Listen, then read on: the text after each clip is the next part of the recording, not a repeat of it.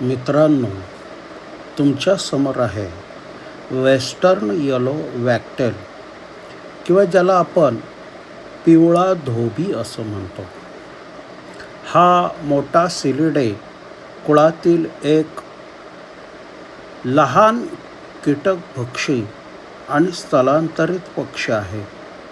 हे पक्षी ओलसर प्रदेश, शेतजमीन आणि जलस्रोताजवळ आढळतात आणि आपली शेपटी सतत हलवण्यासाठी ओळखले जातात. तसेच नर पक्षी पिवळ्या रंगाचे असतात. वेस्टर्न येलो वॅक्टेलची लांबी साधारण 15 सेंटीमीटर असते.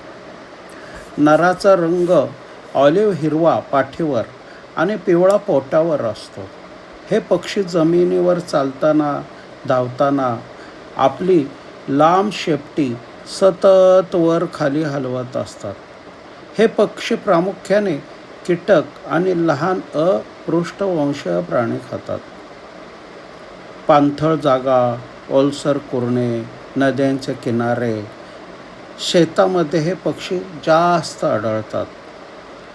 हे युरोप आणि आशियातील थंड प्रदेशात प्रजनन करतात आणि हिवाळ्यात उष्णकटिबंधीय आफ्रिका व दक्षिण आशियामध्ये स्थलांतरित करतात.